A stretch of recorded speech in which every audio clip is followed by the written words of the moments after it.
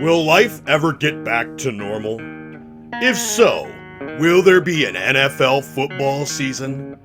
And if there is, will my favorite team be any good? Today, we talk about those questions on the Fatman's Guide podcast. Chapter 12, NFL Draft Review with Thomas Frank Carr. Hi everyone, and welcome back to the podcast. Before we get things going, I want to thank you all for listening. Please, as always, like, subscribe, and share. If you get a chance, please go to iTunes and write a review. And as always, I'd love to beg for 5 stars. Today's guest is Thomas Frank Carr. He's been on before. He is an analyst for Pro Football Focus and is a sports director at ESPN Radio in State College, Pennsylvania. And he's also a sports writer for Blue White Illustrated and a contributing author to numerous other football publications. Today's kind of a football show. Had a number of people kind of ask about potentially getting some information on their local teams. And we're going to talk about the NFL draft, some moves that were made within the NFL, and of course we're going to talk about the drafts and maybe the direction forward for many of the local favorites in the Browns, Steelers, and Bills. Without further ado, here's Thomas Frank Carr. All right, guys, so we're back with Thomas Frank Carr, and really appreciate him being back on. You guys got to see him in my first interview, and we had just had the draft, and obviously, I mean, I can talk football just about any day with anyone. It's a lot more fun when I can talk football with someone who really understands the game. So, any opportunity I have to talk TF, that would be awesome. So, thanks for being back on. Yeah, thanks for having me. It was a ton of fun last time, so I'm glad to do it again. Yeah, and I think you were saying before we started that your nephew got to hear you on my first podcast interview, and now you're a big celebrity. Yeah, so my nephew Carson, afterwards, I get a text from my sister, and he's like, well, Carson wants to talk football. I saw you on Jim Penley's podcast. So you are a celebrity, by the way. Oh, my goodness. And I got some major points with my nephew, so this only works out. Like, there's only positives. I'll tell you what, if as long as we could all become as famous as we are viewed in Carson's eyes, man, oh, man, I'll tell you what, we have got life by the tail. Yeah. Today I figured I'd talk about the draft, and obviously I had a week ago I wanted to do it right afterwards, but then I had a really cool interview last week, and I also thought that for a lot of people that understand that the draft is just like this first little piece. Like, there's the draft, and then there's the fallout, which is people getting cut and people potentially getting traded. To me, that a lot of times that's the more fascinating thing, because as someone who's been in the game and gotten a chance to coach in college, play in college, like a lot of people understand, like, as a high school coach, a kid becomes a starter, and it's like, well, I'm going to be this starter forever, and not realizing that when you get to the next levels, they're always looking to replace you. And, when I became a college ball player, that was something I saw real fast, that loyalty does not exist. It is what's the best way for me as a coach to potentially win more games. And if there's a guy who's been busting his tail and working hard for me for 4 years, you very easily can get replaced by a freshman. And obviously you see that at Penn State all the time. That's what's made Franklin's program so competitive, is every year he's bringing in these kids that are more and more talent. And it's the same thing with the NFL. So before we get into the 3 local teams that everyone seems to love around here, I'm going to ask you, what in your opinion is going on in Green Bay? Because clearly that was a major question for everyone with that draft pick. And some of the other draft picks, does it seem like they were drafting for depth with picks that you would ordinarily be looking for some starting stuff. So what do you think's going on there? So one of my 1,500 jobs is I cover the 49ers for PFF. I'm their social media correspondent, so I run their Twitter account. Part of what happened in Green Bay, apparently, is they got pantsed so bad by the 49ers twice last year, including the NFC Championship game. And Matt LaFleur is of the Shanahan coaching tree, Kyle and his dad, that they just want to be the 49ers now. So they go out, they get Jordan Love. They're trying to secure their quarterback of the future. And I'll reserve judgment on whether he is or not. He's not my favorite, but I can understand why you might like that guy. But the 49ers de-emphasize the receivers to a certain degree. You don't need a number one. You don't need a guy who's going to be a Julio Jones. And they emphasize the running game. So the Packers are simply trying to be the 49ers. They even said, like, Joseph DeGora, the guy out of Cincinnati that they got, they said he's our Kyle Juszczyk.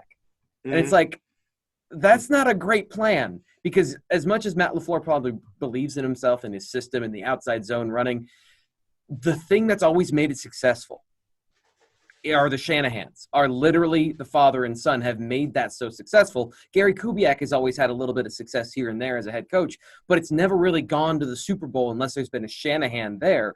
So if you're trying to just be the Walmart version, the great value version of the 49ers, what you're going to get is less points per game. And they spent their whole draft focusing on the running game when what they desperately need is to build around Aaron Rodgers, obviously. I mean, he's got Devontae Adams and then a bunch of guys that I remember that were okay at Indiana and Purdue at receiver. And that's not a great winning strategy when you have potentially one of the most physically talented quarterbacks in the NFL. Yeah. And you know, it's kind of tough too when you start talking about running game. It's funny you talk about outside zone, inside zone. I was really blessed over 20 years ago when I first got into college. What we ran a lot of inside outside zone, and my college coach Scott Browning, who I'm sure is not listening to this, but if he is, hey, Coach Browning, word to you. But Coach Browning, his brother was offensive coordinator at the University of Minnesota back when they had that Maloney running back. They had the two running backs who were 1,000-yard guys every year. Maroney went to the Patriots. Yeah, exactly. Yes. Well, he was coached. His offensive line coach for the line he was running behind was Scott's brother. And so we had an opportunity to learn the inside-outside zone from Alex Gibbs, who was the guy in Denver for the Shanahans who developed that whole inside-outside offense. And I like, as a coach, I love it. Yeah. But it is really difficult to make work, especially if you don't have all the right pieces. And I'm not just talking about like the running backs, although as a running back, it's a very particular style of running. But that offensive line, like, that's why all those years when they ran it, they were always, you did it with offensive lines that were smaller, they were more athletic. Mobile. Exactly.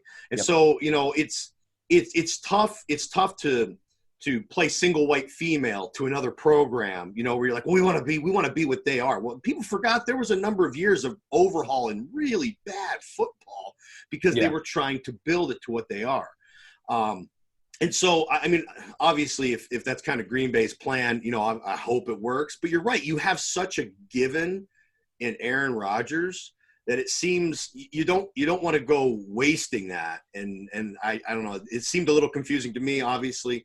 I mean, they're the guys there, and they know a lot more football than I do.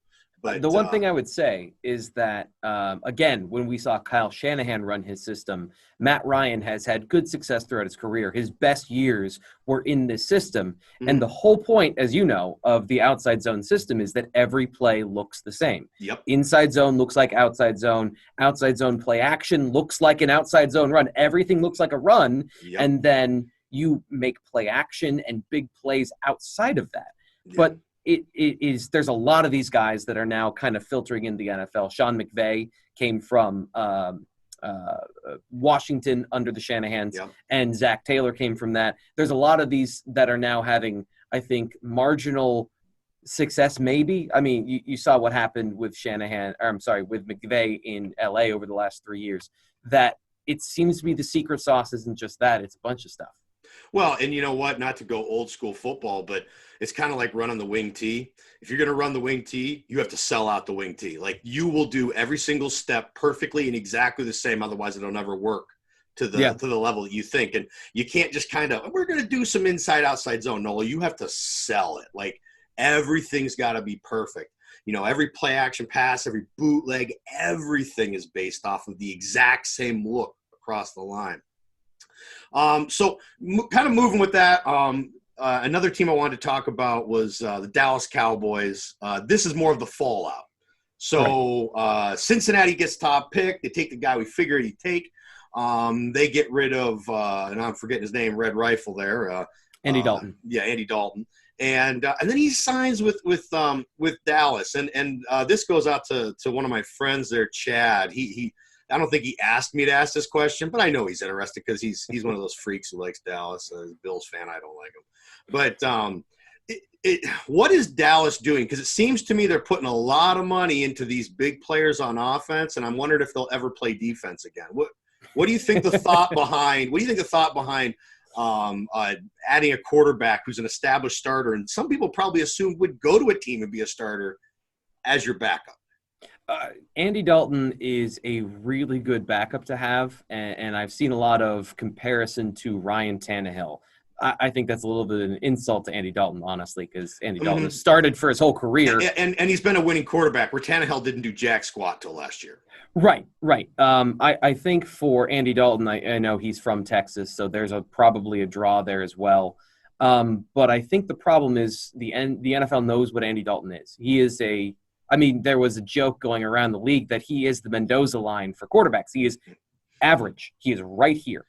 So if you are Dallas and there's some uncertainty at your quarterback situation, I think if you look not just at the raw numbers, but you look at some of the advanced numbers, those two, Dak Prescott and Andy Dalton, over their career are roughly in the same area. Now, Dak is younger, Dak is more valuable, Dak should be paid, but if Dak is asking for $40 million a year, I'm sorry, he's not worth $40 million a year.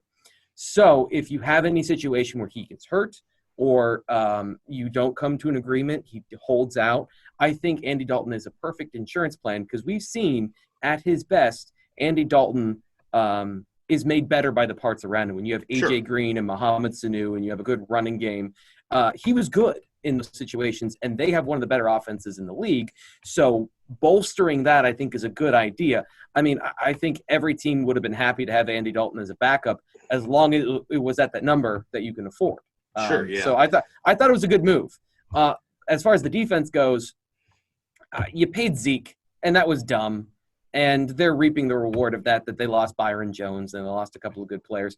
But they've been having some pretty good drafts. I don't have on top of my head all of their picks, but they got Trevon Diggs in the second round, who was a borderline first-round talent. They got, I think Neville Gallimore was the defensive tackle in the third round. So they've got, they have Jerry Jones, for a decade of being bad at this, all of a sudden knows what he's doing. I don't know. Mm-hmm. Yeah, you kind of hope that if you can get enough of those younger guys who can offset all that money. Obviously, if you bring in Dalton, he definitely has the parts around him. If it's in Dallas, if he has to play, he has the parts. Mm-hmm. But obviously Cincinnati's offensive line for the last couple of years has been really bad, historically bad. Yeah, it's kind of tough. It's tough to be successful as a quarterback if you're not going to have a line.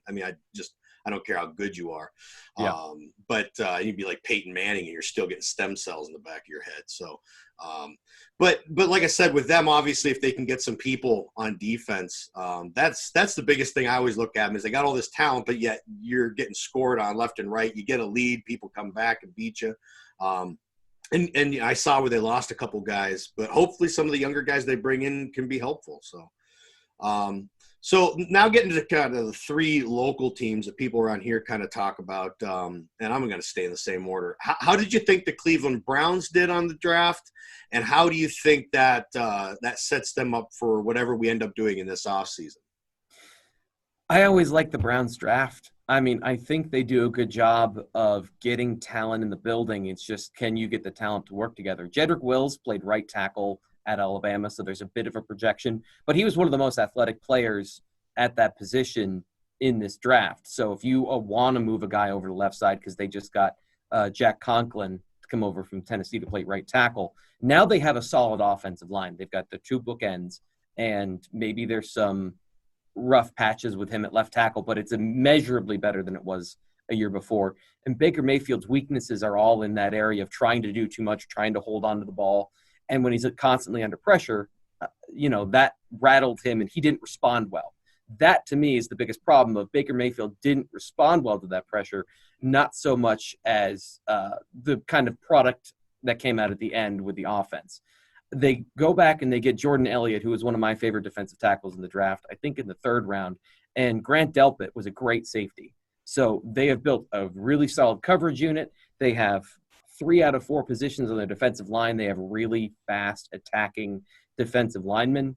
Myles Garrett's going to come back, and I no pun intended about attacking defensive linemen.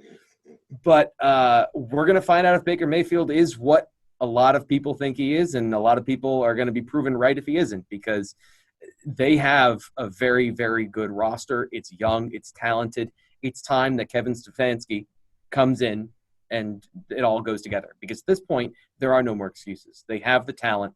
You can't Browns forever. You can't be the Browns forever. At a certain point, you have to rise above your stereotype narrative. And if you're going to do that, you have a number one quarterback. You have very good receivers, running backs, tight ends, depth everywhere. It's go time. Yeah, and obviously it'll be huge for Baker Mayfield, because third year, I mean, that's where they're at now, isn't it? Are we third year, fourth year? What are we at? Yeah, this will be the third year. Yeah, yep. So in third year, you start making assessments of where these guys truly are at, and because obviously that fourth year is key, because whether or not you're going to, especially for quarterbacks, are you going to extend that fifth year option? Yep. You know what I mean? And if you're not proven, I mean, if you're proven, you're one of those guys, and you get that early contract, that's awesome. That's what he's playing for this year, because if you don't, they go into year four going, we're going to wait, and we're going to see, and we're going to decide whether or not we're going to, well, basically what they did to Jameis Winston. Down in Tampa Bay. I mean, does he got all kinds of talent? Hell yeah, he could throw 30 touchdowns a year. He could throw 30 picks. Can I just one quick rant about about Jameis Winston? Decision making as a quarterback is a full-time job, and if I know more about your personal life in the off season, about stealing crab legs and Uber rides and stupid stuff you did in college, if I know all of those stories and all your decision making in those moments is terrible, what makes me think that your decision making on the field is going to be any better?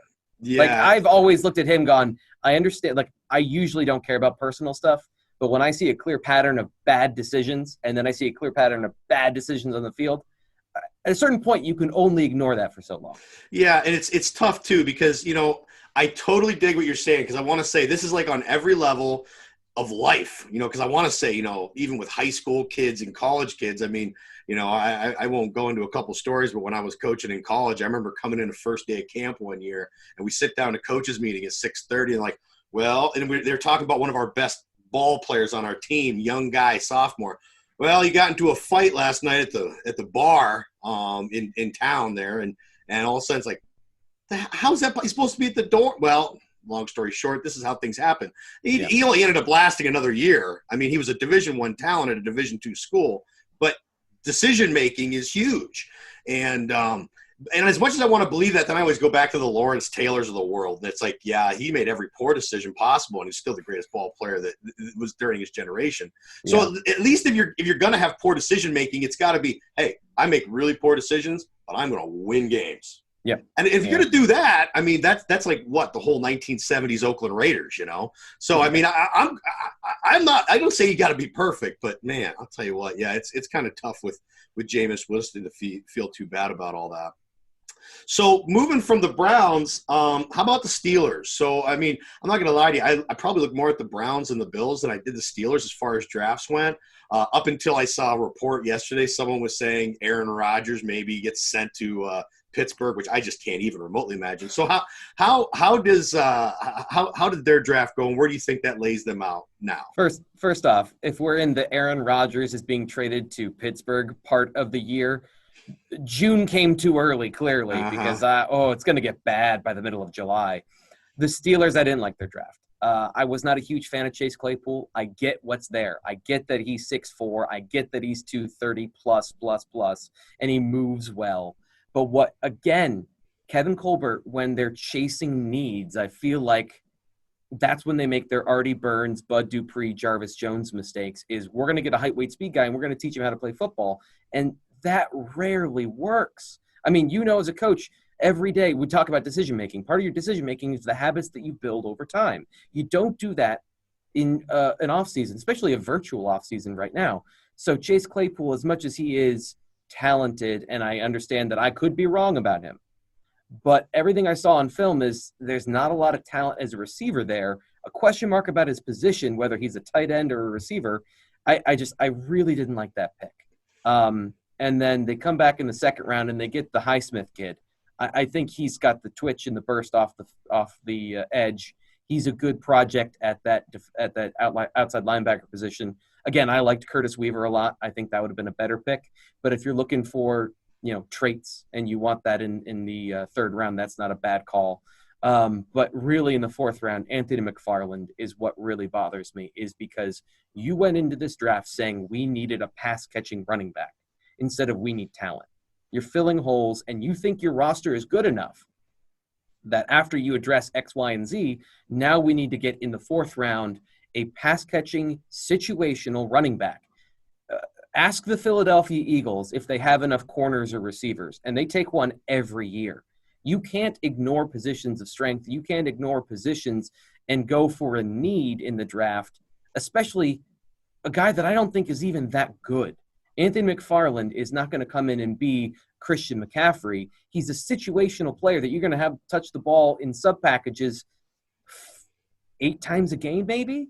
Like, you can still find talent in the fourth round. Kayvon Wallace went to Philadelphia a couple picks later, and he's going to be a full-time starter that they think is going to replace Malcolm Jenkins. Now, again, maybe he doesn't, but he's got the skill set to do it. He's got the talent to be a starter. You drafted, I want to say, a backup in the fourth round.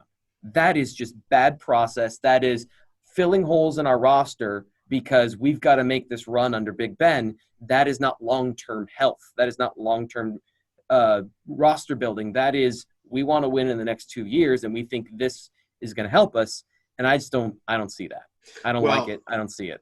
Well, and especially like you said, if you have a team that really is not where you think, maybe that's the problem, is they don't realize it. I'd like to think that they do. I mean, the Steelers historically have been a phenomenal franchise that makes pretty darn good decisions. But yeah. I mean, I also know that when was the last time that they held on to a player like they are with Big Ben? I mean, go back. Yeah. I mean, Franco Harris got shipped off, for Pete's sakes. I mean, you look at all of those guys that they are willing. Nope, we're not going too far. Pittsburgh was always great for that. Like, they were not emotional about the business, where it was like, look, when a guy got too old, he's gone. I mean, it could be any of those guys from all those great teams. And it almost feels like you're looking at Big Ben going, we got to hold on to him. We can't just get, and especially like you said with running back. I mean, I hate to down any position, especially as a coach, because again, like in high school, running back is, God, that's key important for me. Yeah. But in the NFL, you look at all the running backs who are just taken off the street. That, I mean, you can find New England's the best example. They just cycle guys through there. Some of them are cast off. Some of them were working at the deli 2 weeks ago, and all of a sudden they're catching 2 or 3 passes, scoring a touchdown, and then they pay them next to nothing, which, I mean, sucks if you're a running back, but it is the market value. I mean, you're not a left tackle, you're not a quarterback, you're not a tall receiver who can run and make, separation. I mean, you're a running back. Now, some of those guys get paid, clearly, like they do, but, nowadays, generally speaking, when you pay a running back, you're setting yourself up. How many of those contracts have people liked? Like, after they give the big contract to the running back, how many times has that worked out? Wow. Even Adrian Peterson, if you look back, and I'm just talking about in the last 8 years or so. Adrian Peterson, I remember, got a $50 million deal from the Vikings. Mm-hmm. They didn't have a quarterback, but they paid Adrian Peterson. And he's not the reason they fell apart, but he's also not the reason they were going to the playoffs. It's just the nature of the position. I like to look at it as dependent and independent positions, because football, obviously, you depend on everybody every play. But who has the most autonomy in football? Offensive linemen, and to a certain degree, receivers who can just get open, right? So they can just beat their guy. Quarterbacks have as much autonomy as you can with a offensive line. So, they can obviously get pressure, but the quarterback can get rid of the ball quickly. So they're all interconnected, but the least independent position is running back, because if you don't have a hole, if the offensive line is terrible, you can't go anywhere. You literally are at the mercy of the quarterback, the play caller, and the offensive line. Yep. So absolutely. What are you supposed to do? Well, at the end of the day, what people are going to say, most recently is the Jets. I mean, you can get Le'Veon Bell, but if your line sucks, you're not going to have a hole. And if they can put 12, 13 guys in the box because your quarterback is not completing anything, you've got. I mean, I don't care how good you are. I mean, it's just not going to happen. And it's not the 1960s and 70s where you're going to hand the running back 35, 40 times a game. He's going to average 3.9 and run for 180 yards every single game and think you're going to survive that. You're just not. And especially today with the way people and coaches, I always talk about the difference between high school coaching now, high school coaching even 20 years ago when I first started. The amount of stuff that we break down on a weekly basis, we know exactly where your weaknesses are. We know exactly what you're trying to do. And on the NFL and college level, I remember I learned this in college. The first thing you do as a GA is you learn how to sit there and break down film for 40 hours a week. That's all we do. We break down every little tiny thing. All of a sudden, you know what these people are eating for breakfast. There's no doubts, and you could take advantage of it. And unfortunately, we went off into a big tangent on running backs. I feel bad for him as a running back. But it's kind of tough if you're going to make those type of choices. Let's get a couple more things, and that way we get you going. Buffalo Bills. Obviously, the first-round draft pick was a wide receiver, and I think we talked about last time was probably a great idea to trade instead of getting that because you got a known quantity. You don't know who you're getting, and you don't know when you're going to get a chance to see him or really train him up because of everything that's going on with this COVID stuff. So by getting an established guy who I would argue has something to prove because he was kind of a second fiddle in a lot of ways with what was going on in Minnesota. At least that was my kind of view. So I think that coming in, he's going to be, hey, Josh, give me the ball. I'm going to make you look really good. But how did the rest of their draft go? They got really lucky that A.J. Epinesa fell to them. Yeah. He is exactly the type of player that Sean McDermott likes for his scheme. And going back to Carolina, he's never had the speed rusher. Jerry Hughes, he inherited. And if you inherit a good player, you learn how to use that guy. But they've always been that big-bodied power guy on the edge. They don't like the quick, small guys. They want run stuffing, run first. And while I disagree a little bit with that, I think that, pass rushing is premium because you can stop the run to a certain degree with numbers if you want to. Epinesa has enough juice off the edge. He's physical. He's got great hands. That was exactly what they needed to have happen, and it happened. Zach Moss, again, we just had a long conversation about running back. So when you take a running back as your second pick, I'm like, I get he was from a running back perspective, the best way you can provide value is do more than the offense is giving you. And that's break tackles. That's make people miss. And he does that at a level that is only matched by Devin Singletary, his current teammate. So they're really well set in the backfield. Good mix of skills there. I don't think running back 2 is a need, but it's a good pick. He's a good player. And to kind of stop you there, though, because I don't want to forget before I get there, do you feel, and I know I was talking to someone else about this, do you feel that the Bills roster has gotten to a point where they're doing what Pittsburgh thinks they're doing, even though Pittsburgh doesn't realize they can't afford to do it? Yes, for years, the Bills have been trying to fill holes. But right now, when you really kind of look at their depth chart, they have the luxury, like a couple other teams do, to go, who's this guy that we can add that's going to give us that change of pace that might break open a game? Do you feel that's where Buffalo is and maybe why they did that pick? Yes, and again, I would caution against ever doing that because and this is the thing is Brandon Beane is a very smart general manager. I've listened to him enough. He's seen enough of what he's done that he's a smart GM. But everyone's got a little bit of renegade in them. Sure. And I, as much as I like a lot of his decisions, there are some that I'm not on board with. But he still picks good players in those situations for the most part. We're going to see about some of the big ones we covered last time. They picked a kicker in the 6th round. I thought that was weird. So that's, again, I can look at it two ways. They got A.J. Epinesa, yes, but then they filled up their backup running back, their backup quarterback, and their backup kicker in this draft. So how good do I feel about that? Not so much. Now, the players they got, I really like Jake Fromm. The kicker, I've never gone from as happy as I was then to as disappointed with the next pick as I have in a while, probably since like C.J. Spiller or something like that. Yeah, but kicker or punter is never going to be a sexy pick. I mean, no one's going to go, yeah! I mean, they're not going to do that. You've got Steven Hauschka, and I understand that he is not the biggest leg in the world, but he's accurate. And yeah, kickers, he's consistent. There's like 3 kickers ever that were like the guy. And after that, they're just a bunch of guys. I don't know what makes a good kicker in the NFL, and I don't think the NFL does either. That's why picking one, like I think in the 2nd round, I think it was Aguaye from Florida State a couple years ago. Team took him in the 4th or 2nd round. Mm-hmm. It is so much like golf that I don't think you can know really from a physical, tangible perspective who's a good kicker and who isn't. So I like the receivers. I think that was really good. Getting those big depth receivers who have the potential to be a guy that breaks out. This is where Green Bay, go back to Green Bay. They have a bunch of these guys, big, physical, good in a straight line, have a little bit of a wiggle to them. They've got a lot of those guys on the roster. But if you're waiting for one of those guys to break out and that's your plan A, you are screwed. But the Bills now have 2 of those guys on the roster that have high upside, good special teams players to start with. What else can they provide after that? I think those are great moves. I think Jake Fromm bolstering that second position when, and I know Bills fans are going to hate this, you don't know that Josh Allen's going to get any better. You don't know that he's going to progress.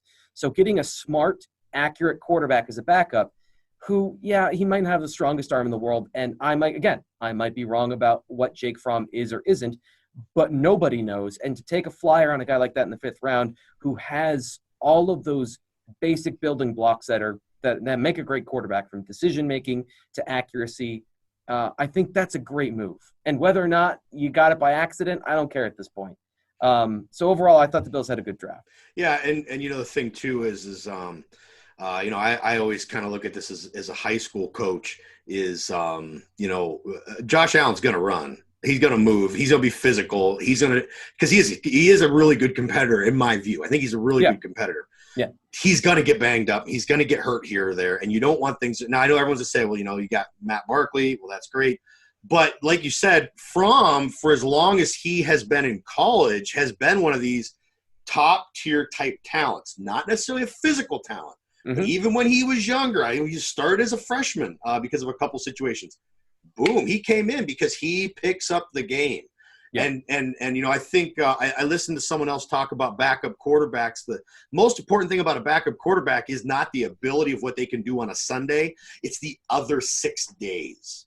It's what they do to prepare the quarterback and what they do to prepare for that ugly situation. They know when they come in, they're the relief pitcher. Like, I don't get to come in and I got to be prepared mentally to come in and throw a pass play one. Yeah. And if you can find a guy like that in the 5th round, I mean, that's Tom Brady type stuff. Yeah. With a guy that has don't have the NFL physical tools, but is a supreme competitor who's very bright about the game. And everyone forgets, for all the yards Tom Brady threw, his first couple of years, he didn't put up big yardage. He was in there to be a smart, intelligent game manager who turned into a freak show. And I'm not saying that's what Jake Fromm's going to be. But he also can be potential trade material in 3 or 4 years if he has to play in a couple games or he has some really good preseasons. I mean, you look at the guys that they've now traded from a place like New England where they've gotten quality draft picks back that they could then use and turn into something good. And I think if you've got a chance to have that type of kid, I don't know why you wouldn't necessarily try. So finishing it up here, let's talk about Penn State. So what about the guys they got out, obviously? How do you think they did? And do you think any of those guys are set up in really good situations? KJ Hamler, I think right off the bat, is the guy that's in the best situation, because I was a little worried he was going to go to a situation where he was going to be the guy from the draft. And I think there's a very specific avenue for success for him. And that is in that Deshaun Jackson sort of role of the deep threat. I don't know if he's physical enough. I don't know if he is well-rounded enough to be the Tyreek Hill sort of guy that you can gadget into the offense right away. The fact that they have Jerry Jeudy and Courtland Sutton on the outsides, who do you cover now? Because Courtland Sutton has enough speed. He's a deep threat. KJ Hamler, as a slot threat in college football, was one of the best at that position of you've got to cover. He got 2 guys. Think about this. The defense covered 2 guys with 4 players most of the time. Pat Freiermuth and KJ Hamler got double covered in the slot most of the time. And Hamler, he's not a great hands catcher. That makes me a little nervous about him, but he approaches the ball, I think, well. I think he isn't the worst at adjusting to it in flight. There's just limitations to his game. He went into a situation with a quarterback that is good with the deep ball. I think he can have a immediate success, even if he's not the guy. Outside of that, I just like John Reed. I think John Reed has the tools to be a really good slot, inside, outside sort of guy. I'm not in love with the Texans and pretty much anything they do. So outside, I think Bill O'Brien's a great play caller. And I think as an offensive coordinator, he's shown at every place that he's gone that he is genuinely one of the better offensive minds in football. That does not make you a GM. That does not make you a head coach. That makes you a really good offensive coordinator who can call plays. And you know what? You mentioned that, and again, just from my standpoint as a coach, I've gone to a lot of clinics over the years, and I've talked to a lot of coaches, and I always say this about I'm like you. I kind of look at what he's doing. I'm like, and it doesn't make a lot of sense. Again, he's the professional. But I'm going to say from my own personal perspective, of all the coaches I have ever met, when he was down at Penn State, he was, in my opinion, he's very brash with a lot of people. Yeah. Because he's not a BS guy. Like he doesn't. But I'll say this as a coach, that in the time that he was down there, he was, if you come over to him with a question, Coach O'Brien, I want to talk to you about this, X's and O's. Oh, dude, he will talk to you about X's and O's, man. Like he is a super talkable guy and decent person to communicate with. I mean, I'm just getting, I met Joe Paterno. I've talked to Coach Franklin. I mean, I've gotten to talk to these guys. No disrespect to them, because like I said, I'm not even a Penn State fan. And Joe Paterno, actually, I know this won't be popular with some people, he made me want to like Penn State just in the couple conversations I've gotten to have with him, which were very, very short, because I'm just nobody and he's God of the universe back then. But like Bill O'Brien as a football guy, X's and O's. If you wanted to sit down and have X's and O's, that guy would X and O with anyone. He was the most pleasant and cordial person to coaches, real people who don't, not BSing about, talk X's and O's. That, I mean, I agree with you. Like as an offensive coordinator, as a guy who's looking at the game of football, I think he's unbelievably intelligent. That makes you wonder why Texas hasn't made the strides that you would have thought they'd make. But again, like you said, it might be more poor decision-making from a front office standpoint. But any of the other guys from Penn State real quick before we let you go? Yetur Gross-Matos is obviously the other guy who had, first round hype. I thought he was a second round pick. Physically, he's good. I just never saw it as far as the intangibles. I don't think he's got a lot of burst off the line. He's going to be a really good pro. He's going to be a solid pro, run stopper. And again, in Carolina, it seems like that's what they're building, is like that physical, tough front. So he'll play well there. And I think because he's not a first-round pick, he won't be a disappointment. But I don't think he's ever going to be a franchise pass rusher. He's the number 2 guy that you want to have on your team that goes against, the select matchup and is a really good pass rusher in compliments to your franchise guy. So I think he'll be good. That's why I mentioned the other 2 there. I think the other 2 guys have a chance to break out and be really good at their positions. He's just going to be a B plus A minus sort of guy. He's never going to be that A or A plus guy that you look back and go, okay, wow, he was so good. Yeah, absolutely. Well, I tell you what, man, I think we're up against the end of this. I appreciate you being on as always. That was super awesome. I think there was some really insightful stuff there. Talk about a couple of the teams, especially the local teams. Again, I'm going to be pumped to get you on, and hopefully, obviously we're going to be seeing shortly how all this COVID-19 stuff goes on, whether or not people are going to be able to do summer workouts, what we're going to have in the fall. I was talking to one of my students who's going to be graduating and asked her if Penn State had decided whether or not they were even going to be on campus in the fall. She said something like June 15th. They're going to inform people what's going on. Because I know already, we did a virtual online campus tour for my daughter. It's not quite the same as walking around. I'm trying to explain to her what it's like walking around Penn State. And like I said, it's making it tough for everyone, obviously not to take away from the situation, but things can be complicated. So like I said, hopefully we'll get you back on again and make this a little, consistent like we were talking about, and just be able to come on here, talk about football. And as we get into the fall, hopefully we'll have football and we can do that some more. All right. Yeah. Sounds good. Thanks. Awesome, man. Thanks for being on. We'll talk to you later. See ya. Yep. Well, guys, thanks for being here. And Thomas Frank, as always, thanks for being a guest. Again, please like, subscribe, and share on the podcast. Leave some comments. Give me some direction on what you might want on an episode. That's why I did this one again, so people wanted to have some questions asked, and I figured, I'll give the people what they want. So leave a comment. And again, check us out on any of your podcast providers. And of course, you can always find me on Podbean, where I base this. Until next time, be safe and live life to the fullest without excuses, even in crazy times like these. See ya.